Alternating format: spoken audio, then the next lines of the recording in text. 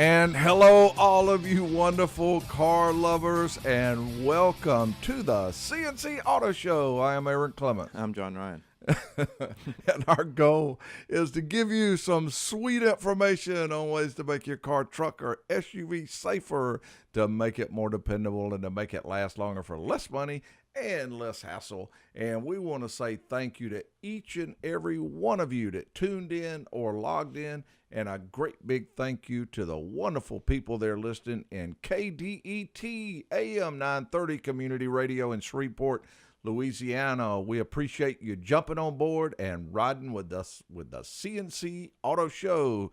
We are here to take phone calls. The number 706-863-5800. That's Saturday mornings 8:05 to 10. You can also email your question to ccautoshow@gmail.com.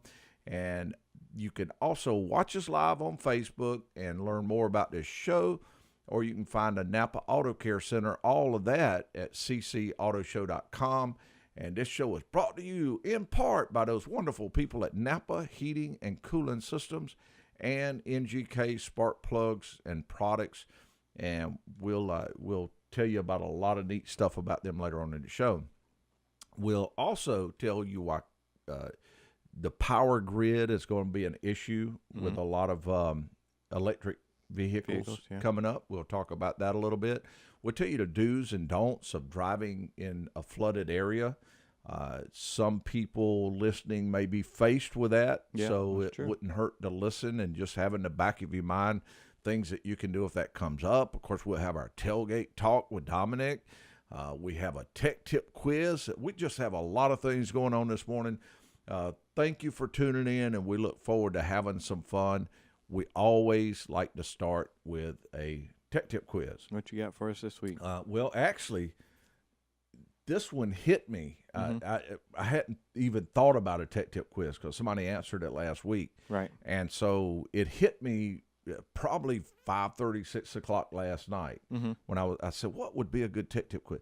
We were working on a car, and this was the only way to repair the car. So I said, that would work as a tech tip quiz. Kind of the team gets on board on a lot of these too, and we all come up with it together. Okay, and of course the winner will receive a hat or a coffee mug and I answered the C&C Auto Show tech tip quiz golf shirt. And here's the question. Lieutenant Susan Smith had a 2011 Nissan Versa with a worn-out key. She kept putting off getting a key because she knew that the key had a transponder and it would be to have it reprogrammed. Yeah. And that means the key's fairly expensive, and then, of course, the reprogram procedure is not majorly expensive, but it costs a fair amount. Right. And, the problem with the worn-out key come back to bite her. She walks out of Home Depot and puts her key in, and it would not turn. It was just worn to the point where it wouldn't turn the tumbler. Boom, locked up. Susan thought for a bit, went back inside Home Depot and bought 2 items and cranked her car and drove it home. Okay. And we all know Home Depot does not reprogram cars. That's correct. So what did she buy that made it where she could drive her car? And if you do know the answer to that, you can give us a call, and we would be glad to put you on stage, and then you will have the opportunity to ask that or answer the question. Right. And also you have right now the opportunity to call in and ask that question that you may have wondered about all during the course of a period of months, saying what could be that funny noise, or the technician told me that I should really consider having this flush service done. And if you do that, then if you have that question, you can give us a call. Now, I mentioned that I would talk a little bit about the power grid and cars. There's a issue that they have going on that they're really concerned about, having to do with the power grid. These the electric cars, they're pushing for them pretty heavy, and more people are jumping on board with some of the electric cars. The one of the drawbacks has been range, of course, and that's been an issue. Some cars go 100 miles, some 200, and they're starting to move on up there to 300, 400. So, of course, they're becoming more feasible. Right. The other has been the infrastructure to recharge them. Now that's improving also. But where the big problem is coming in is they're concerned that as these EV cars come on board, that's going to tax the power grid to the point to where the power grid won't be able to hold all of this. Right. And I can understand that because there's times now in the hot summer that everyone's running AC and Right. then they run into a problem with the power grid now Yeah, because of consuming that. So just think when you have a hot day, everyone running their AC and they're plugging in their cars Right. all at the same time, and that's going to put it a little bit over what it should be. Now, of course, that's not an issue yet, but that is an issue that they are major concerned about Right. when that time comes. So that's an issue that will be coming up in the future that we will be faced with Right. coming up. Now, the other thing that I was going to mention that this week's been been sort of a really neat week. Mm-hmm. Now, of course, we service all types of vehicles that come in, and a lot of these vehicles that come in, we get just normal Ford, Chevrolets, BMWs, and Mercedes, all of these different cars. This time of year, though, we get a large number of restored cars that come in. Right. And, of course, this week I was walking around the shop, and I look out and I see one. We had a 92 Corvette that only had like 30,000 miles. It was like a brand new Corvette. I mean, Wow. it was absolutely beautiful. Drove good. He was getting it ready for the driving season. Yeah. This time of year. We had a DeSoto in there. We had like it was somewhere in the 80 model Alante, Cadillac Alante. And it was pretty sharp. Yeah. It was a convertible and all. So a lot of people are bringing these cars out, and I thought it might be kind of neat to mention to people some of the things that they can do Right. as they're bringing these cars out of storage. Mhm. And this could be a car, could be a boat, but things you might want to do with the engine Oh, okay. as you start that. What's some of the things, and I know that you have all kind of toys, huge number of toys. So what's some of the things that you would do? Well, the first thing that comes to mind is battery. Seems like all the toys and vehicles that have been sitting up definitely, have a dead battery unless you've had a maintainer on it.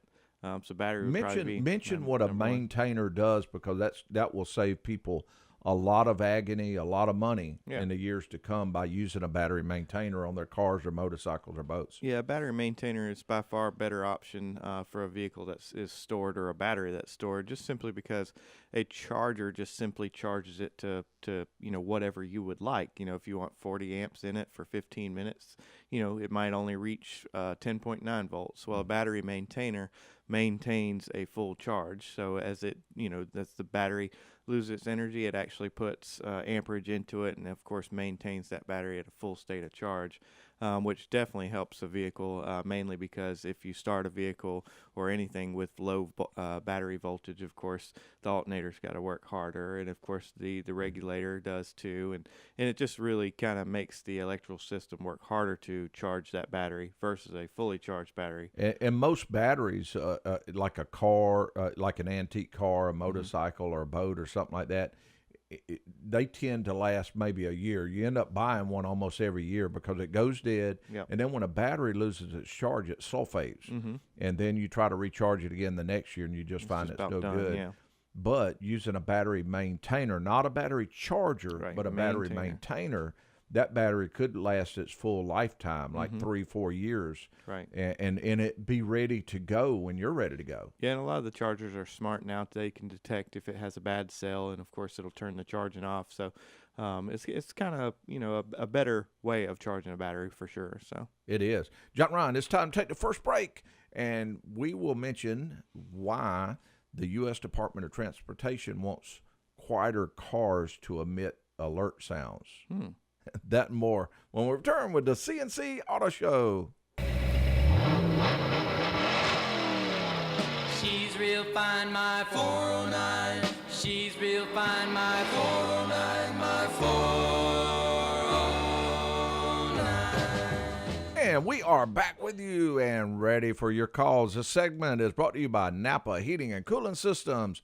And we depend on Napa Heating and Cooling System products on our own vehicles and those that we maintain and repair for our customers. And our customers trust us, so we trust Napa. If you have a car question, don't worry. Just give us a call, 706-863-5800, Saturday mornings, 8:05 to 10 Eastern. And the U.S. Department of Transportation finalized some rules that will require quiet cars like vehicles, EV vehicles and hybrids, to emit an alert sound to warn pedestrians of their approach. And they extended it to 2020 of when they have to have that. And that'll be the deadline for the full compliance. And the long-delayed rules, which were first amended by Congress in 2010, will require automakers like Tesla, Nissan, and General Motors to add sounds to vehicles that are moving at speeds of up to 18 miles an hour. What they're running into is the cars are just so quiet, people's not able to hear, especially somebody who has a hearing impairment and don't hear as well, and they're walking, and the in the car they walk in front of the car is what it amounts to, right? Because they're used to hearing, listening for it. I wonder if you could put like a soundbite of like a big block Chevy or something like that. But that's going. There's no telling what they might do. That's a good idea, though. Sound like a race car, but that kind of defeats the purpose of it being an EV car, though. You kind of looking for the quiet green type deal. You ready to go to the calls? Yeah, I saw a bumper sticker yesterday on a Prius, and it reminded me of you, and it said, "Nice Prius, comma." It said no one. No, I love my Prius. All right, let's go over to James. It drives really good. Let's do that. All right. Hey, James, welcome to the C&C Auto Show, and what can we help you with? Hey, guys, good morning. Hey, I just wanted to call and follow up on a question I'd called y'all a couple of weeks back about a Toyota truck and a clutch. Uh-huh. You might remember I was having trouble with the clutch master cylinder, thinking that it was faulty, defective items. Right. Yes, I remember that question. I do. Can we talk about some of the bushings on the linkage? Right. Y'all had suggested the actual sway point up there by the clutch pedal. Mm-hmm. Looking at that, what happened is we ended up taking the transmission back down and looking at it. The fork that operates the throwout bearing, right? It at the pivot point right there where that ball bearing was, it just worn slapped through the fork, and it was just all kinds of slop. So it didn't have enough it had to be leverage. replaced. Yeah, that would definitely do it.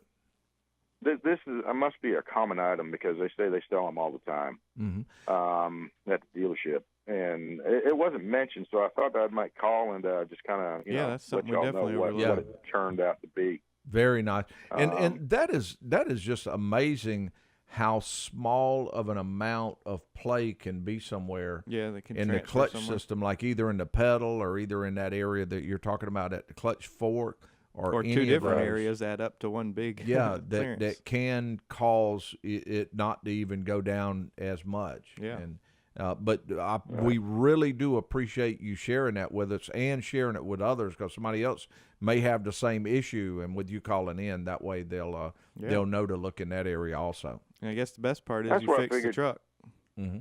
Right, and I figured I might be able to save someone a headache, because, I mean, we had a headache with it for quite some time. Exactly, and that's the main thing when you're looking for... the slave cylinder, Yeah, you wanna press the pedal and look at the linkage and see where your loss of motion is. I mean, if it looks like you got full motion there going into the transmission, then, of course, it must be lost in there.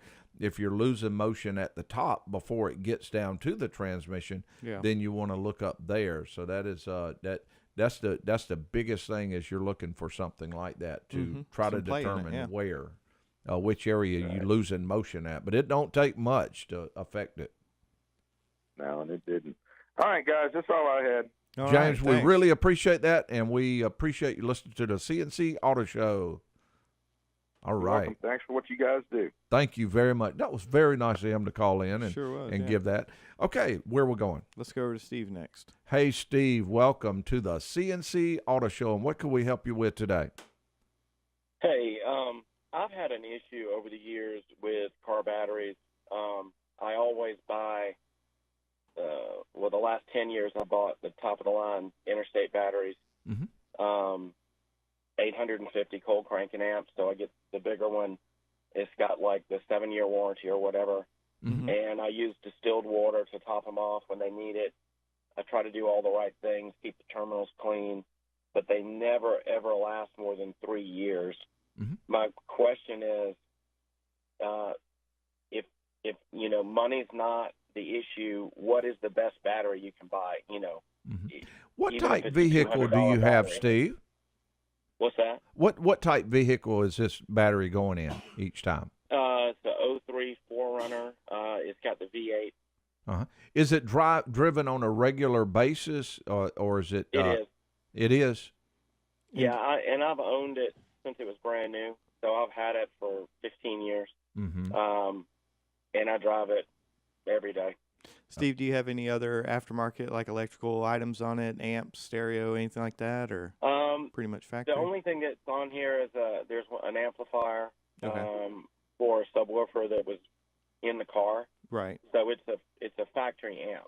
Okay. Gotcha. How much power it is, I don't know. It's probably at least 100 watts since it was a Steve, factory subwoofer. But on this car, if you were to let it sit for like a week, would it still with the battery decent? But if it set about a week, would the car still start up and run okay, or do you have to jump it if it sets about a week or so? No, I never have to jump it, and it never cranks weak or anything. But okay. It's And just always after around 3 years, the battery tests out bad and time to replace it. Right. Usually what happens around 3 or 3.5 years, it registers a bad cell, and then they prorate a new battery. But, it just never lasts like it's supposed to. So just wondering what the deal is with that. Because it seems like batteries, I'm 45 basically. Seems like the batteries 20 years ago lasted longer. At least on the cars I had back then, they did. Yeah. So I see batteries now.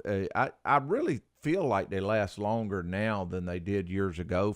Now this is from memory, because of most batteries that I would see, especially if you bought a new car, the original battery would last about 2 or 3 years. Now you see original batteries lasting 4 and 5. Right. Now we use Napa batteries. We have very good success with those. They tend to last a long time and do well. And I have not had any problem. We've been using Napa batteries for several years, and they just tend to last a long time for us, and we have had no trouble. The reason I asked you all those other questions, though, is one thing that a lot of people run into is they'll have a vehicle that will that sets a lot, and even on using your best battery you can get when one sets a lot, it will go dead a lot faster than a regular one. But yeah, I would have to say Napa is the one that we use, and that would be the one I would pick. And then have the system, have an amp draw test and a charging system test on your car. If that's good, that should last you a long time. Well, the other thing that happens in conjunction with this, and it may or may not have anything to do with it. Hey, Paul, Steve, can I put you on hold just a second? Sure. We're going to take a real quick break. We'll be right back after this. Now his guitar's Cadillac, hillbilly music, lonely, lonely streets I call home. And we do want to welcome you back to the C&C Auto Show. And we were talking with Steve. Steve, I'm going to give a quick refresh. On your vehicle, you've bought batteries in the past, and the ones that you've been buying normally last about 3 years. You don't have any trouble with it going dead, even if it sits about a week charging. They don't seem to last as long. Does that sound right? Correct. Okay. Steve, the only thing I was going to kind of follow up with on that vehicle is it would be a good idea to have a amp draw done on the vehicle. Only reason saying, and obviously you've probably checked for these things, different things like map lights and glove box lights and stuff like that. But there can still be, a vanity light that's sticking on, and say it's pulling 30 milliamps or something like that. That's normal. Up to 50 milliamps It's called is the normal. parasite draw. Parasitic draw. There's Aaron's information for you. So, anything like that, anything over 50 milliamps on today's vehicles is considered, a draw. Now, some vehicles that have 40 and 50 modules on it can go up to higher than that. But the reason I say that is because no doubt, the batteries, like you mentioned, are lasting 3 to 4 years, which isn't unheard of because a lot of like Aaron said, OE batteries do last 3 to 4 years. Now, I will tell you, you asked if there's another battery. Of course, there's the gel-type batteries and stuff like that. I've personally had the Optima batteries. They're a great battery. I think they do well. In my, I guess, usage of it, I used it more for winch and, low, like a marine type application. And it was a good battery. However, it also lasted 4 years. So, I think it would do it, of course, has more capacity in the battery as a gel cell. It can be discharged and recharged more times than a regular battery can. But really, kind of batteries do last around that time. Now, I understand like the Interstates, which are a good battery also, or, they're prorated up to 7 years. But normally we say on this show and kind of even at the shop, if you're on a 4-year battery, you're kind of on borrowed time. The only thing that would accelerate that or actually decrease the life of the battery is if there was a small drain on the vehicle.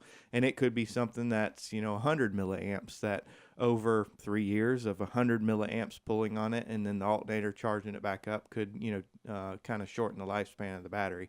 The one thing I would add is the tray that my battery sits in. Underneath it, it sits on, like a painted section of the frame. Right. And all that area of the frame that the plastic tray sits on, it rusted like crazy. And you can't, and it's nowhere else under the engine compartment. Yeah. Sounds like the battery might be leaking a little bit. Yeah. More than likely around the post area. Well, it started with the original battery that was in the car. And I'd clean it and it comes back. I clean it, it comes back. And when I say clean it, I was putting that rust stop stuff on there. The stuff that like sprays on it, foam.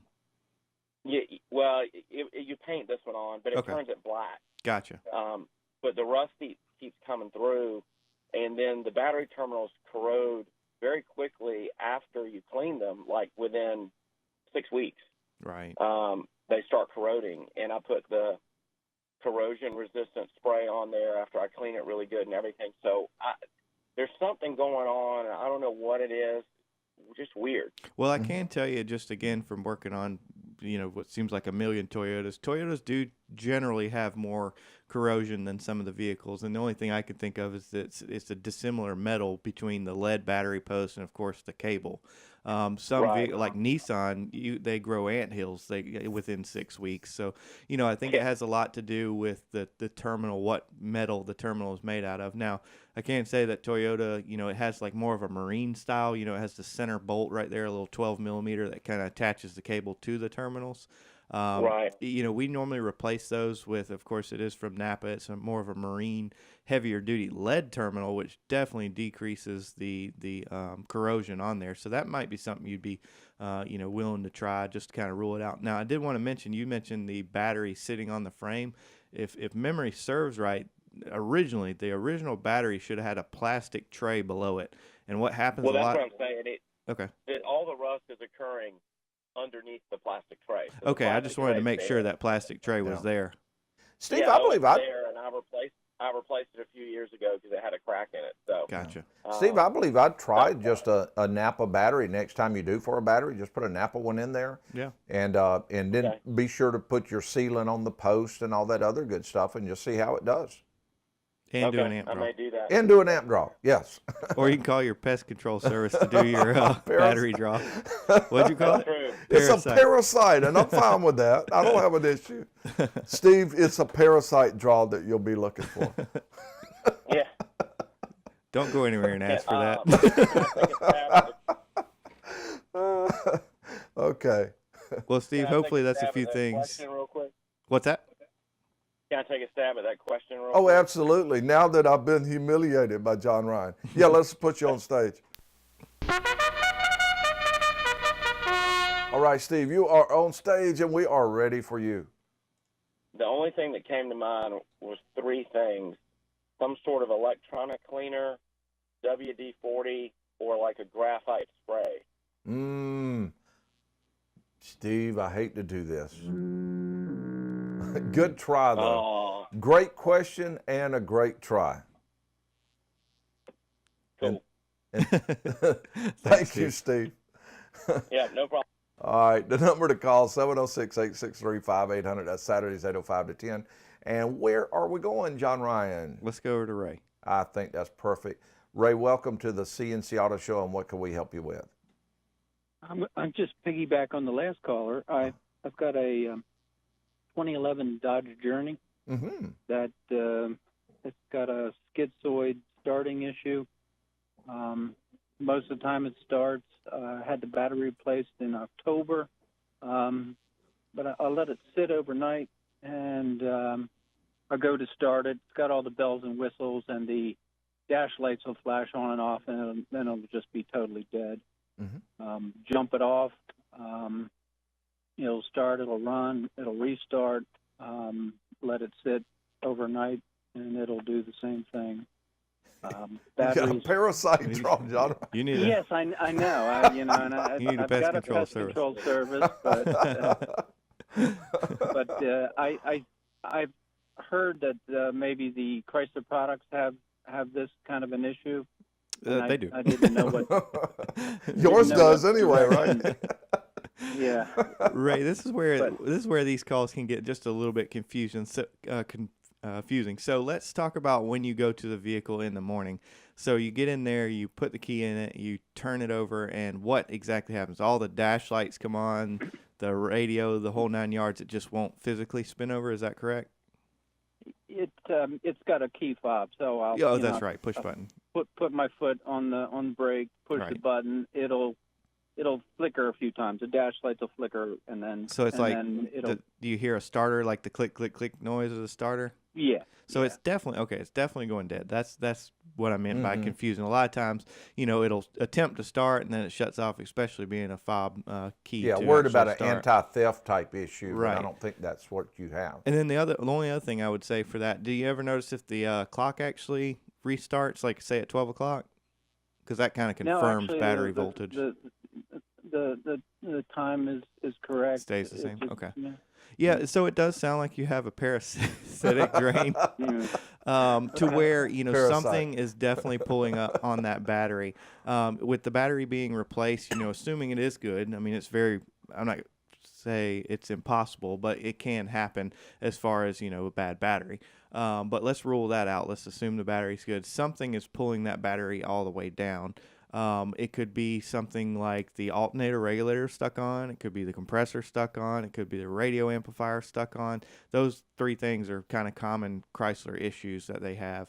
What a technician would do is put a meter on the negative side of the battery and actually kind of go in between the battery and the cable, and it would tell. Measure any amperage flow. That's right. It would measure any amperage flow that was going out of the battery at that time.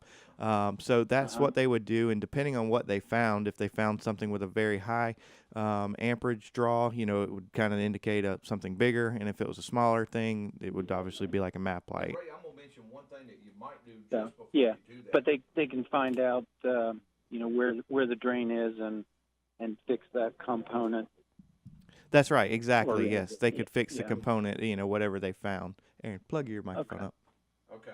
All right. Okay. And so that's what we would normally recommend. Sorry, Aaron's actually having some sound issues there. There we go. okay. Yeah, and one thing that I would do just real quick first is just slip up on the car. I call it wait until nighttime and just walk up to the car and make sure there's no lights on. And Ray, we're going to take a real quick break and hope that was helpful, and we'll be right back after this. I've been driving all night, my hands wet on the wheel. There's a voice in my head that drives my heel. It's my baby calling, says I need you here. And we do welcome you back to the C&C Auto Show. And where are we going, John Ryan? Let's go to Wayne's next. Hey, Wayne, before we go to your question, we having a big debate here, and I wanted your opinion on what's going on. You can't debate right and wrong. I say using the term parasite drain is perfectly fine. I don't see a problem with it. They are telling me, the producer and John Ryan is telling me that that term is not the correct term. A parasitic drain is better.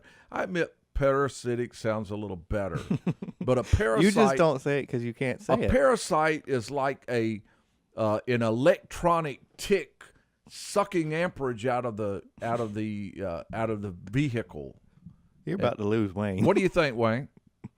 I would have to go with I would go with parasite if you're just talking about one possibility of a drainage, and parasitic if it's maybe more than one cause that could be causing the problem. Hey, Wayne, I wish I could give you a fist bump right now, man. I like it. Let me go to Me my. and you's on the same page, Bubba. Watch this. Let me go to my That's English right, teacher, okay.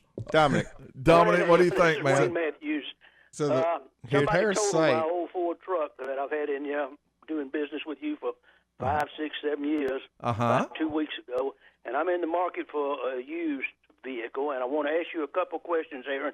But I do want to hang up and get your answers over the phone. I mean, over my radio. We will do. You treated me good, Wayne. So I'm gonna do whatever's good for you. Is what I'm gonna do. You slipped him a 5. Okay, first of all, I want to know exactly what is meant when they say it is certified.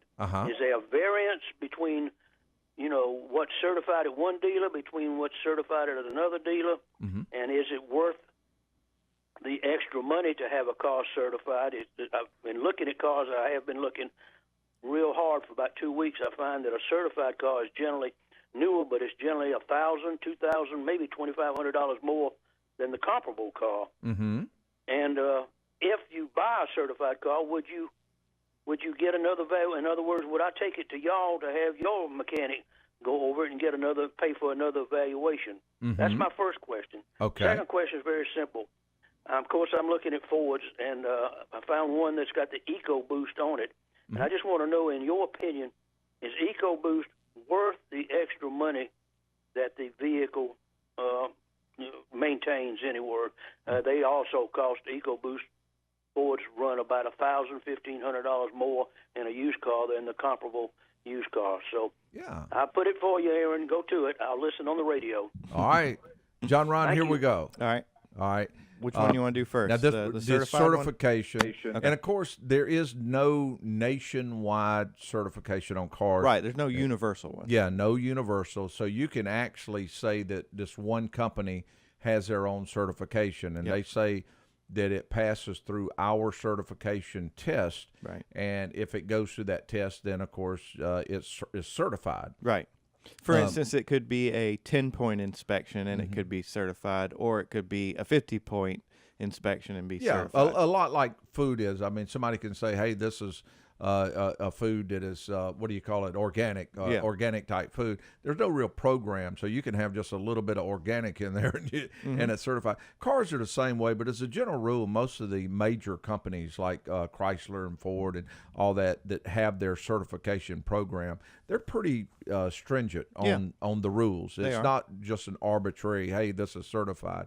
They do go through that process. There's a process. Now, regardless of whether it's certified, not certified, gold star, or anything else you want to get, I always recommend having the car inspected regardless, because those people buying the car may not necessarily be the one that is able to look at all the places determine what that needs, someone else may be able to look at. So just to put everybody well, and then on also not that any of these vehicles would have a timing belt, but things like that, a consumer's not going to know necessarily if it has a timing belt. So we that's had a part of car that last inspection. week. Person bought a car, got a great deal on the car. It had 125,000 miles on it, but he didn't know if it ever had a timing belt. So, in other words, the good deal kind of not quite as good when you spend another $1,000 on it. As far as the certification, though, the only thing that I know of that is somewhat universal would be Carfax certified. Now, that's not a bad thing at all. No. That would be a plus. Now, the question would be, is it worth the extra money? Again, it's depending on that inspection that you have done after you find the vehicle you want. And a lot of it depends on the company that has the certification. On the turbos, on the EcoBoost, on the Fords. Now, this is my opinion. John Ryan is really up to date on this also. But if you're getting a smaller engine and you're looking for fuel economy and you're looking and you're not pulling like a big heavy boat or anything like that, and you say, well, I want a small engine that can do the job of a big engine, I want to get good gas mileage, EcoBoost is a great way. Yeah, I mean, I I couldn't like agree them. more. They're great I think, systems. When they first came out, they had a few issues, but that was, that's been some time now. I think they've worked a lot of the bugs out. They have quite a few EcoBoost engines available now. It wouldn't be anything I would steer away from by any means. If it's a good buy and you can justify spending that little bit more money for the EcoBoost, I think it's a good upgrade. Yeah. It again just depends on what you find. You might find a low mileage non-EcoBoost for a good price, and you might find a higher mileage EcoBoost for a good price. So it kind of depends on what you want. But those really at do that point. take a smaller engine and make them feel like a large engine. They do. Yeah, I don't think it takes the place of when you're pulling a boat. You really need a good size engine. But that's our opinion on that. Hope that was helpful. Oh, and used cars, buy from a good reputable place, Philip Hawkins in the Augusta area. Philip Hawkins Motor Company, and have the car inspected. That's the two number one things. Here, let's see if we can squeeze a tech tip winner in here. Let's go to Milton. All right, here we go. Milton, welcome to the C&C Auto Show, and I see you may have an answer to the tech tip, so we're going to put you on stage. Thank you.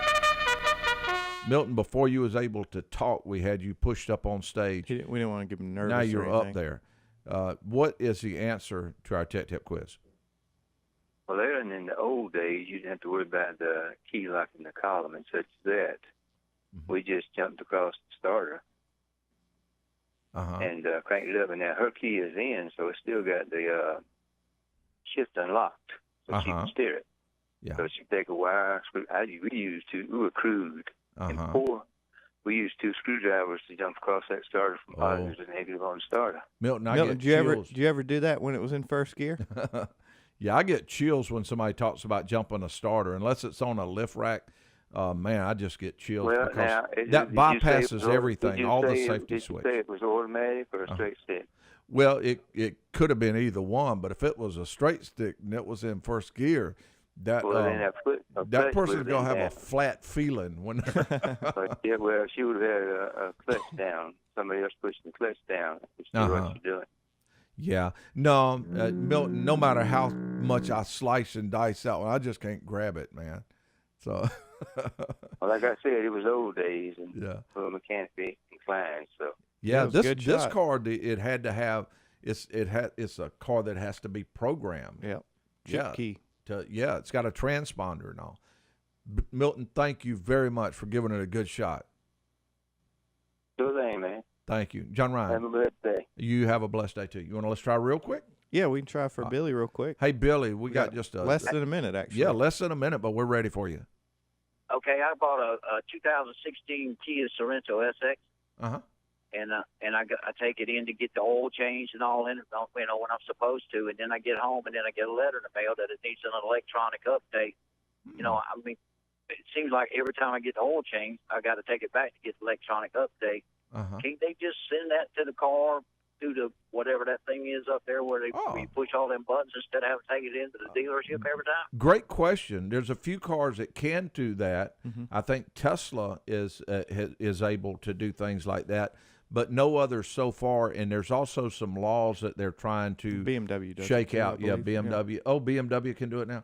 But there's some laws having to do with that they're trying to work out. But that's going to be something that will be coming up in the near future. So when you get in your car, you have to reboot it when you get in your car. Hopefully it doesn't crash.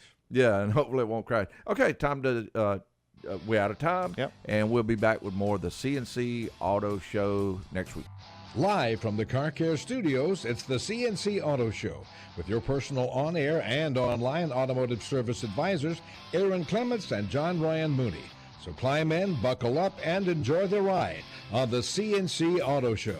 And hello, all of you wonderful car lovers out there, and welcome to the C&C Auto Show. I am Aaron Clements. I'm John Ryan. And our goal is to give you some smoking information that will make your car, truck, or SUV safer, more dependable, and to make it last longer for less money and less hassle. And we want to say thank you to all of you that tuned in or logged in, and a big thank you to those wonderful people that are listening on KDET AM 930 Community Radio in Shreveport, Louisiana. We appreciate you jumping on board and riding with the C&C Auto Show. And we are here to take your phone calls, 706-863-5800. That's Saturday mornings, 8:05 to 10. You can also email your question to ccautoshow@gmail.com.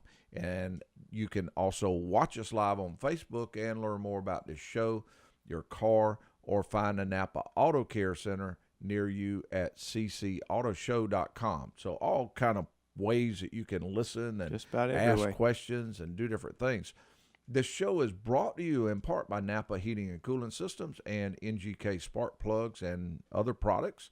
They are great products that both have.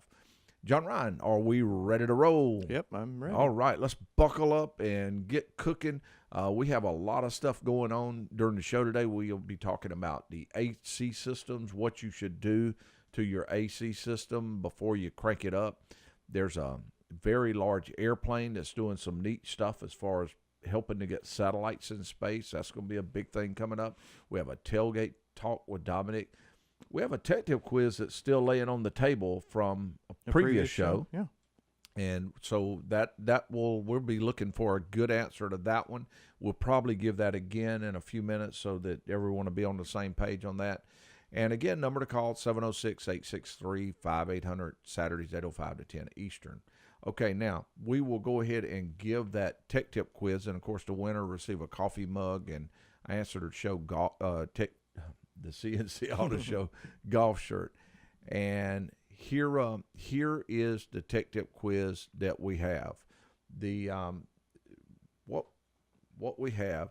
Lieutenant Susan Smith had a 2011 Nissan Versa with a worn-out key. She kept putting off getting a key because she knew that the key had a transponder inside, and you'd have to have it reprogrammed once you got the key. And that means the key's fairly expensive, and the reprogram procedure is kind of a fair amount. And it finally come back to bite her, though. She went into Home Depot, and she come back outside, and the key would not turn. I mean, it would not move. It was locked down. It was just worn out, sort of amounts. Wouldn't turn tumblers. Yeah. And, of course, she knew Home Depot didn't reprogram the cars because the car would have to be reprogrammed for a key. And so she thought about it. She went inside. She bought 2 items and come back out, cranked the car, and drove it home. Yep. Now, what did she do? And what did she buy in that Home Depot store? So if someone knows the answer, just give us a call, and you will be able to win. You'd be able to win that prize, and that would be a great thing to do. So, John Ryan, we mentioned a little earlier, we were talking about how a lot of people are starting to pull their vehicles out of the garages, their toys, everything out of storage for fun that they play. That includes cars, that includes trucks, boats, getting boats ready. Yeah. We talked a little bit of last show, and we got off on a deal that that was rough, having to do with parasite drains. It all started from the battery maintainers. So we talked a little bit about battery maintainers being something that will make your batteries last a lot longer. Right. If you have a vehicle that you're not driving very much and it's just sitting still for like 8 months or out of the year, or even 3 or 4 months out of the year, we do recommend those battery maintainers, not a battery charger, but a maintainer, right, that'll make the battery last longer.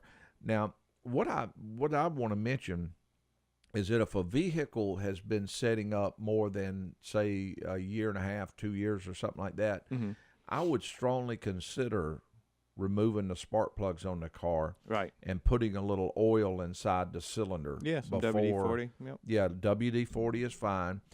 And then move that engine by hand a little bit before you start it up. Yeah, put something on the crank pulley, maybe a socket or whatever on the crank, and actually turn it over, by hand instead of just hitting it with the starter. Mm-hmm. Yeah, and that keeps the engine from spinning. If there's any rust that is formed inside the cylinder, that keeps it from the engine rings from going over that rust. And if for some reason if it was locked up, you can kind of work it back and forth, but hopefully it wouldn't be locked up. Yeah, so things like that are a good idea. And actually one of the better things that you can do for a vehicle that's been sitting up a long time is actually before you let it set up, and that would be to put some treatment in the fuel. Right. And some people say just drain everything completely out. Some people say put a treatment. What do you like to do the most? It really depends on the tank for me. If it's a plastic tank, you can drain it. That's great.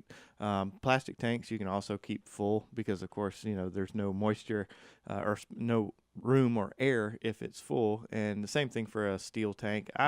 I personally would prefer to drain a steel tank and leave a plastic tank full. That's just my logic behind it. And then maybe put a little treatment. Absolutely. In I like the fuel. to put the BG ethanol treatment. It's got the and if you really on some cars, if you really don't drive them that much, having a non-ethanol fuel can be helpful. Right. They even for classic cars, they have a fogging kit that you can actually run the vehicle off of. It's basically the equivalent of spraying, the WD-40 down the carburetor and, of course, shutting it off. But they have a fogging kit available for stuff like that, too. Let's go to the calls? Yeah, let's try Mike. Okay, let's do that. Hello, Mike, and welcome to the C&C Auto Show, and what can we help you with? Hey, great show. Yeah, I was thinking that maybe if she was able to go in there and buy a... Whoa, Mike, wait. We got to do something first. Increase your odds. Yeah, we got to... We got this contract with what's his name again? Blue? That's not Blue anymore. Little Blue. But we got a contract with the trumpet person, and we have to make sure he does that. Okay, now what is the answer?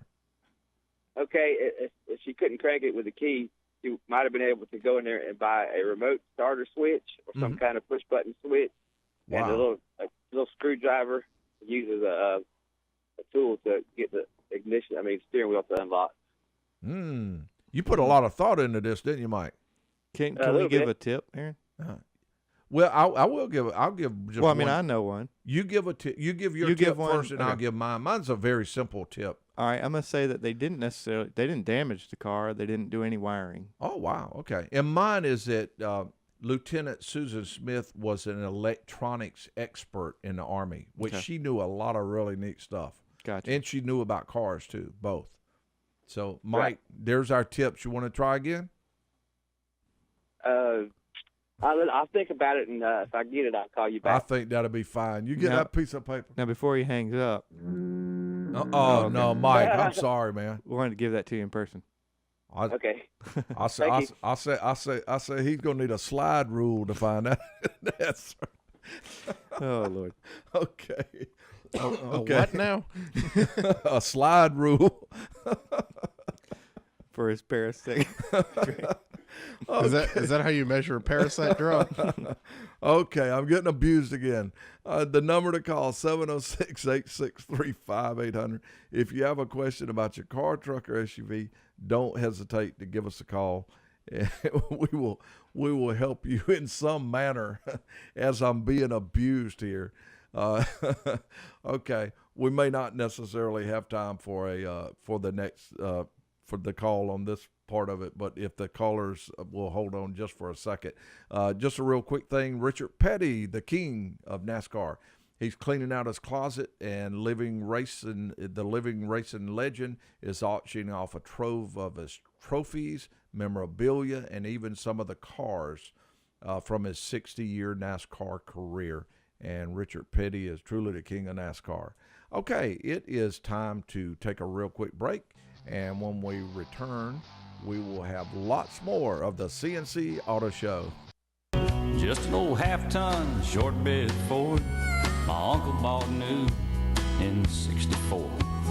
Daddy got it right because the engine was smoking. And we do welcome you back to the C&C Auto Show. And this segment is brought to you by Napa Heating and Cooling Systems. We trust Napa Heating and Cooling products, and you should too. The number 706-863-5800. Saturday mornings 8:05 to 10. I'll mention real quick that Toyota Motor Corporation and its top two suppliers said that they will plow, get this, $2.8 billion into a new company to create the software that runs self-driving cars as Japan's largest automaker steps up investments in the new fields such as autonomous driving and electrification. They've done it, and this is my part of the equation, in my opinion. They've done an outstanding job in the hybrid area. My Prius drives really good. I agree with that. And I bet they'll do the same in self-driving cars. All that's coming up quick. Yeah, it is. Really quick. Where are we going? Let's go to, looks like John's next. Hello, John, and welcome to the C&C Auto Show. What can we help you with? Well, good morning. Hello there. I hear your GPS in the background. Yeah. Just got a quick question for you. I went and got non-ethanol out. I got real gas for my small engines. Non-alcohol? Would it hurt or would it help to use that in my car once in a while? It really just depends on what you use your car for, John. If you daily drive your car, no, it's not going to make a difference, in my opinion.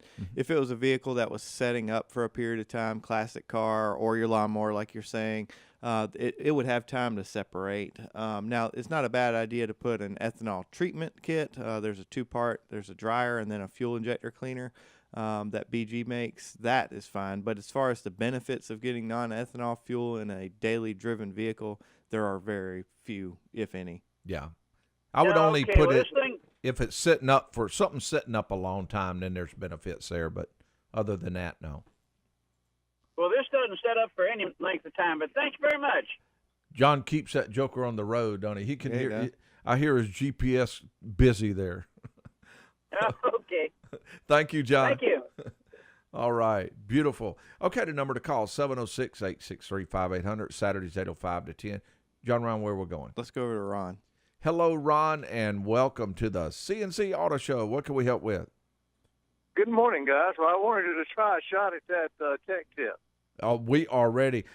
We had a debate during the last hour, though, Ron, and one of the debate was, I'd love to get your opinion on this. I say it's absolutely fine to say something's got a parasite drain. They say you say parasitic drain. You feel I good told him about you it? can't argue with right and wrong, but Well, that's true, but, for what little bit of education I have, parasite is specific, where parasitic is unknown. That's been the thing so far. So I'm okay then. I'm fine. Now, one last question, Ron, before you go, because I see you may have an answer to our tech tip quiz, because I like to get your opinion on some items. All right, now Go ahead. Ford is testing this system, and John Ryan and Mr. Producer, I want to get y'all's opinion on this also, Dominic. The Ford is testing a system. They've actually already building the plant and everything to where they're going to start testing autonomous cars in Miami, and these are going to be the pizza cars. And, of course, this is being done in one or two other places. I think another car company's doing it in Michigan. But would you be willing to walk out to the car to get your pizza if it's delivered? In other words, instead of a person walking up to the door and holding it there and ringing the doorbell and giving you your pizza, if it was an autonomous driverless type vehicle brought your pizza, would you be willing to walk out there to the driveway and get your pizza? No, I wouldn't. You wouldn't? Just for the fact that, there's no added value. If it was brought to my door and I seen the person, I seen that my food hadn't been tampered with, that to me is going to be a big issue, is how are you going to make sure that food hasn't been tampered with these special delivery vehicles? Well, the only thing is your food's more likely to be tampered with by a person than the car. See, the car. Yeah, and that's the scary part. Yeah, but you might be missing a pepperoni. And do you tip the car? Well, other than tipping it over and getting rid of it, no. Okay, Ron, we're ready for your answer. Hold on. Now we're ready for your answer. I do believe that this lieutenant had gone to Home Depot to get up to buy herself a hoe and some seeds to do some garden work. And that's possible. When she found out she couldn't crank the car, she called her automobile dealer, and they remotely started it. That's not a bad. Yeah, that's not. That'd be awesome. Yeah, because I don't know for sure that they can do that though. Bypass the key thing. I know they can unlock them, but I don't think they can start them. Yeah, that'd be. Well, I know the technology's there, but I don't think they'll do it. I thought some vehicles come to where you if your car was out in the shed on a cold morning, you could remotely start it. Oh, you can for sure from your an house. app and everything. Yeah, you can remotely start them, but I'm not sure on a Versa that you are able to crank that car without the transponder. Yeah, what you're saying, Ron, can being happen, there. but not on this vehicle. Yeah, not on this vehicle. No. Not in the future. Ron. But she did buy something in Home Depot, 2 items. And didn't damage the car, didn't alter the car. Yeah. And these items were essential to starting the car. Yes. They had to use both of them to make the car start. Yeah. And didn't damage it, didn't do any wiring. Didn't damage it or anything, didn't break anything. Matter of fact, she could have drove it the rest of the year like that if she'd have wanted to after that.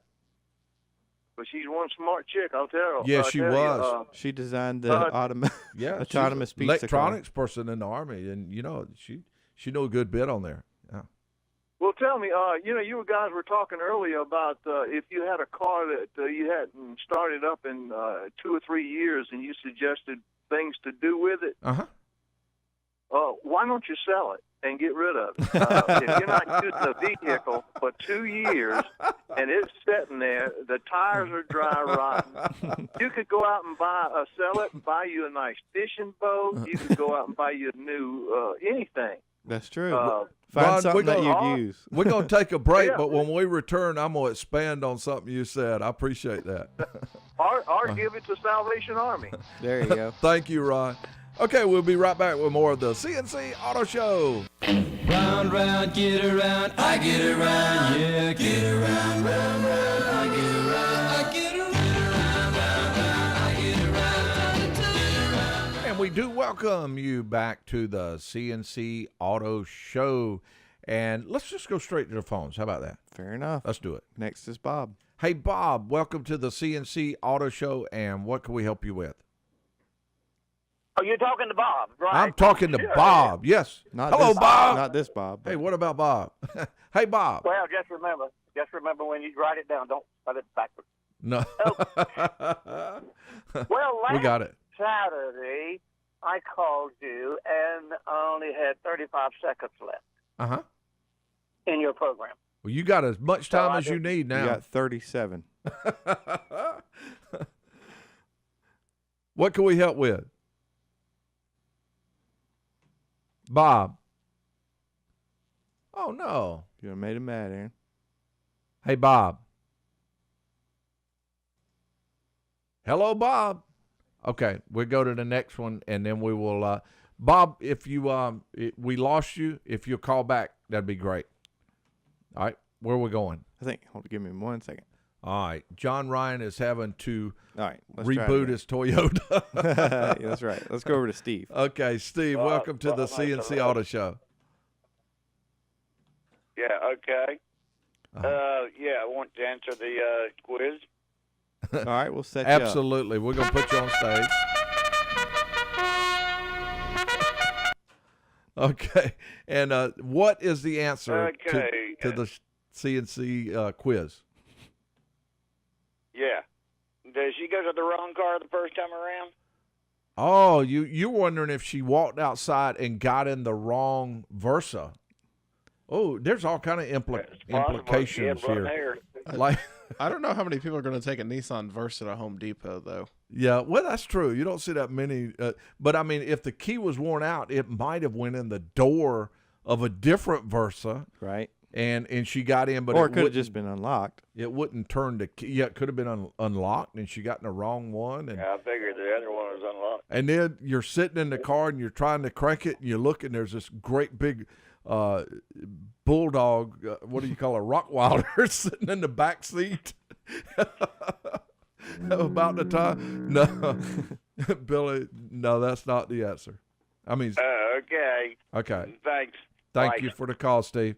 Okay, the number to call, 706-863-5800. That's Saturdays, 8:05 to 10 Eastern. Where we're going? All right, next up's Billy. Hello, Billy, and welcome to the C&C Auto Show. Hey, good morning, guys. Hello, the lady and went what can we into help the Home with? Depot and bought a Siri or Alexa with the plug-in and to plug it in. Downloaded the app and used that to start the car. Wow, where did she plug it in at? At the cigarette lighter. Oh, that's so then or what a happened USB now? port. yeah. She would have had to have Wi-Fi out there in the parking lot, though, wouldn't she? Well, no, if you get it hooked up in the car, you can download anything you want to with it with your phone. Oh, okay. She had Wi-Fi from her phone, the Wi-Fi spot. Yes, she had a hotspot. Woo, Billy, that's deep, man. That's not right either. Deep in the wrong I know, direction. well, But you tried. very good. Thank you for a great try. Okay, the number to call 706-863-5800. Saturdays 8:05 to 10 Eastern. Where we're going? All right. Looks like next up's Dave. Hello, Dave, and welcome to the C&C Auto Show. What can we help you with? Yeah, I got an 03 Dodge Durango SXT. Going down the road the other morning, I noticed steam coming up out of the vents, and I was wondering if what could that be? Steam coming out of the vents, Dave, could definitely be a blown heater core. When the heater core, of course, has a small leak in it, of course, engine's coolant is going through the heater core, so you can actually get the engine coolant inside the vehicle, and, of course, the blower motor kind of blows past it, and then, of course, can steam or fog up the windshield. The heater coil? That's correct. Yeah, and 90% of the time when you see steam in the vents, it does turn out to be the heater core itself. Now, I don't know where John Ryan come up with the term blown heater core. If it was an engine, we'd say it's a blown engine. Well, that's the only other bad thing. But I've never heard of a blown heater core. That's the only other thing, though, with those Durangos. If it has the 4.7 liter engine, it does. Those are very notorious for head gaskets, which would be a blown engine, and they can actually cause excessive pressure inside the cooling system. And normally heater core is one of the first things to go. Radiator being that they have a plastic tank and kind of. You're scaring them, John Ryan. Well, already had the radiator replaced lately. Yeah. Now, radiator is the best defense against those type problems, right? Because that's where a lot of major engine issues occur. Is the radiator starts getting restricted very slowly, and then it puts extra pressure on everything, a little bit of extra heat, and it slips up on you real slowly. The next thing you know, you have things like head gaskets, heater cores, or engines, things like that. So the radiator was a very good move, and you may not have any of those terrible issues that John Ryan's mentioned. Well, I'm just letting you know. Appreciate it. All right, Dave. Thanks. Now Dave's not going to sleep tonight. He's trading it in today. I called about a little bit of steam in my vents, and now I got a blown engine. All right, where are we going? That reminds me of the time I took my dog to the vet. He was just sick, and they were talking about putting him down and everything. I was like, he's only like 5 years old. He's fine. He's just sick. All right, let's go over to David. Some medicine and let me go home. That was 3 years ago, and they sent him home with Tylenol. All right, let's go over to David. David, welcome to the show. What can we help with? Good morning, Aaron. I've got a 2001 7.34 diesel. And I took it to a shop, and they said it had a galley leak on one of the heads. So I got them to pull both heads. Since then, it's blown water out of the radiator. It's got water in the oil. Took it back. They pulled the heads off again, and it's done it the third time. So is it feasible to have the heads milled before you put it back on? Because he said he didn't. He said he's done hundreds of them. He's never had this problem. That's a good question, David. I will say that it's normally about half and half. Half the people say, mill or machine the cylinder heads. The issue is if you take it to a machine shop that doesn't have the history of working on those engines, the clearances is so tight between the top of the piston and, of course, the surface of the cylinder head. And if you shave too much, they can actually contact. Same thing with the valves. So it is a little bit of a toss-up. Quite a few people don't do it. Quite a few people do it. But that would be more of a shop that does it, generally all day, every day. Now, let me ask you this. The head gaskets, of course, now this is more on a 6.0, which is a very similar engine. You can actually get the head gaskets swapped around, and it'll actually block some of the coolant passages, and it'll actually open up some of the coolant passages. You don't guess they put the cylinder head gaskets on maybe backwards, upside down, sideways, one way or the other? You know, exactly what I thought. But also, you know, the head studs, he put the new head studs in it and bulletproof, what they call bulletproofing, I'm assuming. Sure. But I don't know. I mean, this guy has done hundreds of them, and like I said, I told him that it just doesn't make sense for it to be doing this when it came in for an oil leak. Right. So I'm afraid that he's not paying close attention to how he's putting the gaskets on. Right. And I feel like you may be right there because it never had this problem prior. Well, the only other thing I was going to ask you about, you said there is oil in the coolant. Is that correct? Well, yeah. I mean, there's oil in the coolant. I mean, it's actually there's only blown water out of the radiator. There is one other thing that it could be. Of course, that vehicle does have an engine oil cooler. You know, and he replaced that. All right, so we'll rule that out too. Yeah, that's going to be a tricky one to find. Unfortunately, when the common items have been replaced, you kind of have to go back and think about the job that you've done if something was missed, and you feel pretty certain that the same cylinder heads are on the vehicle. He didn't replace the cylinder heads or anything like that. Not to my knowledge, he didn't. The only reason I say is maybe if he swapped the cylinder heads, could he have created a problem from a vehicle that had that issue, and now yours has that issue. Right. Well, he's a very reliable person. He's very honest. Sure. Yeah. Yeah. And so I wished I could answer that. I don't know. Right. But he's got it back for the third time, so it's costing him money to pull it off. Of course. David, I would consider doing as much stuff or tests run on the vehicle before tearing it apart again as possible. One, and this would mainly let you know that something is definitely in that in the head area, is if they were to take the drain plug out, drain all of the oil out of the car. Let it sit for a day or more. Yeah, let it sit a full day, and then put a pressure cooling system pressure test on it and see if coolant drips out of the oil pan. Then you would know. Right. Yeah, that would be a good test. And I suggested that to him, because I remember years ago you could have a head leak and it wouldn't leak till the engine cooled down. That's right. But this is generally, I mean, my son was driving and it blew, it quit. It just actually stopped. Hey, David, we're going to take you mind if we take a real quick break? No, sir. Go right ahead. Hold on, and we'll be right back. And we're going to take a quick break. We'll be right back with more of the C&C Auto Show.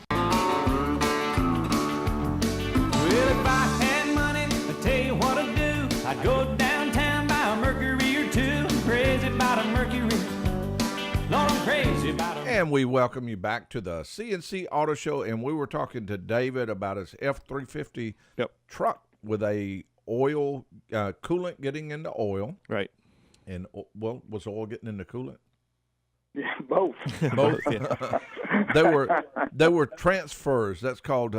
Hey, David, I did have one or two more questions for you. The reason I asked you earlier about oil is, I guess I wanted to be sure that it wasn't. So this engine, let me start over. This engine has injector cups. Are you familiar with that? No, sir, but what he was going to do to see what cylinder was on, he's going to pull the glow plugs out and I guess spin it over. Okay. My biggest concern, though, is that if it's had the coolant in the cylinders, and I don't know it to be a fact, but they say that it will build a glaze in the cylinder, and maybe the rings doesn't seat like they should or something like that. Are you familiar with that? Yes, I mean that's of course a possibility too. But I just was kind of ruling out, because another thing that could happen is the transmission cooler could go bad in the radiator, and then of course the fluids would mix there too, and you would see transmission. Replace the radiator. I replaced the radiator. Gotcha. Yeah. So there is something that these trucks have an injector cup, and it's like a brass cup that the injector sits in, and of course they seal in between the coolant jacket and the cylinder head. And what can happen is, of course, the oil, fuel, I mean, it just depends on where it cracks. It can actually crack, and because the oil pressure is higher than coolant pressure running, of course, it puts oil or fuel, depending on which one it is, in the coolant. Then when the vehicle cools off, it goes the other way, because now the pressure in the cooling system is higher than the no pressure in the engine. So, that's a possibility. Now, I can tell you that we've done that before. We've, of course, pressure tested the cooling system, and actually of course, removed all the injectors, and of course, then you could see the cup, whichever cup fills up. That tells you which way the coolant is going, which, of course, if it's going in, it can also do the exact opposite and go out.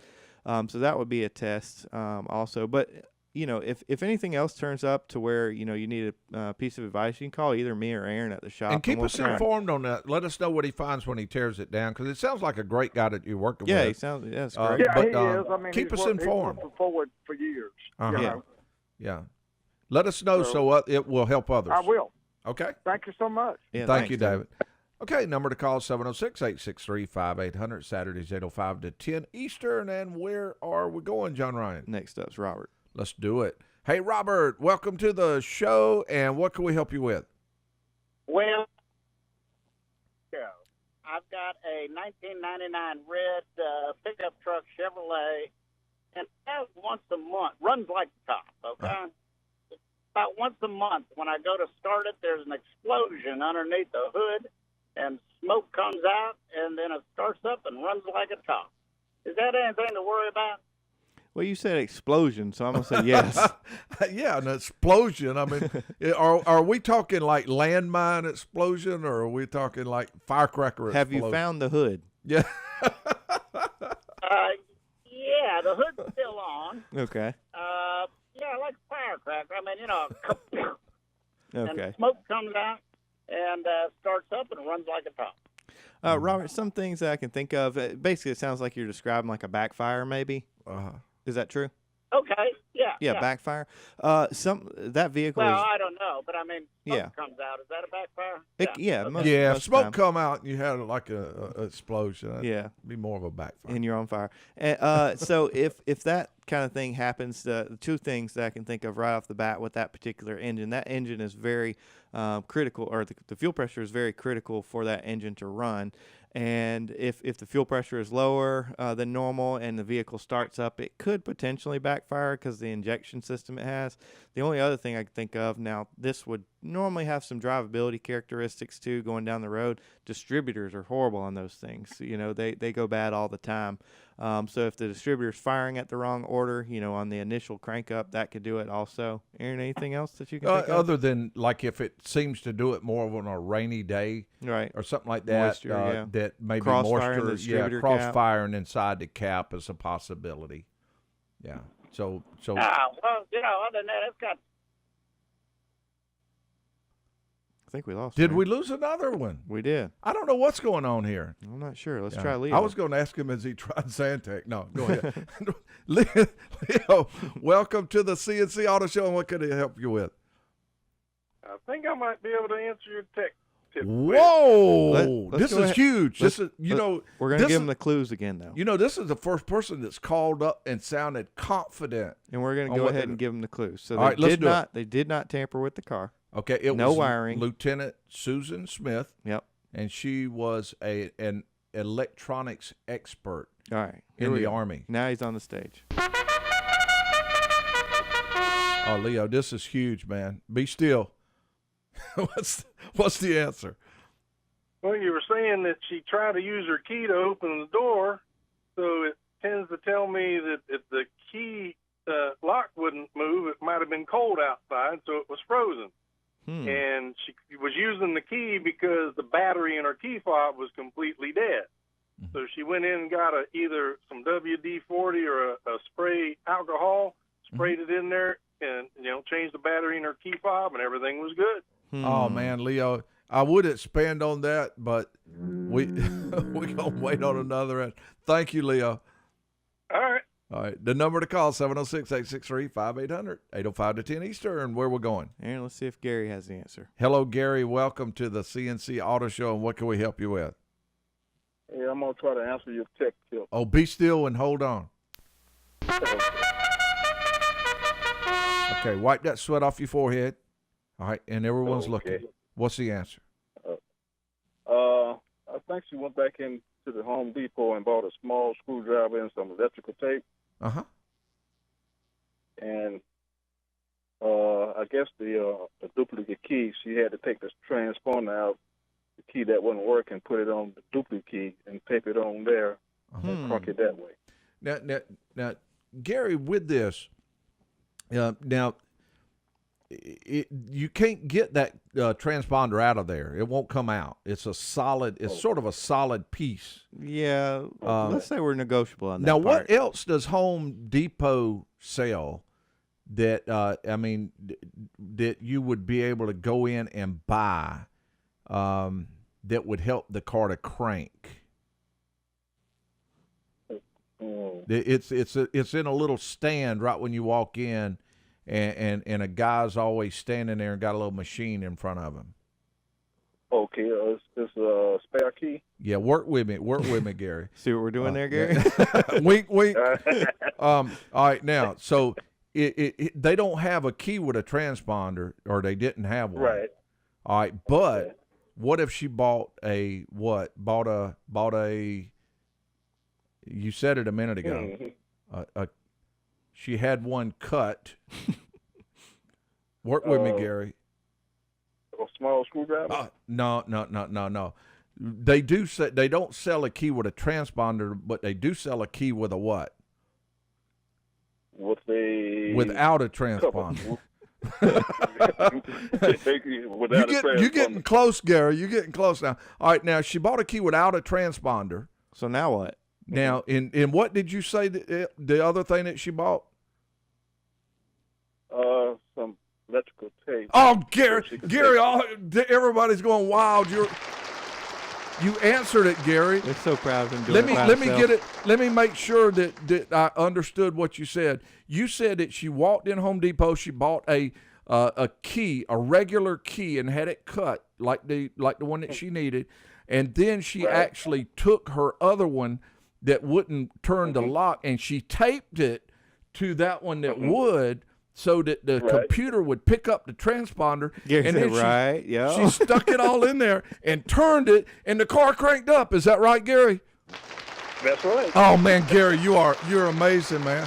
You did it. You answered the tech quiz, and if you stay on the line, we're gonna write down all of your information, and we'll make sure that you get all of those wonderful prizes. You're gonna get half a shirt because. Okay. You did great, Gary. Thank you very much for answering the C&C Auto Show Tech Tip Quiz. And time clock's on E. We need to pull over for now, but we'll be back on the road in no time. I'm Aaron Clements for co-host John Ryan Mooney, show producers Dominic Frito, Sandy Klein, technical engineer Zach Llewellyn. We'd all like to say thank you to all of you that tuned in and logged into the C&C Auto Show.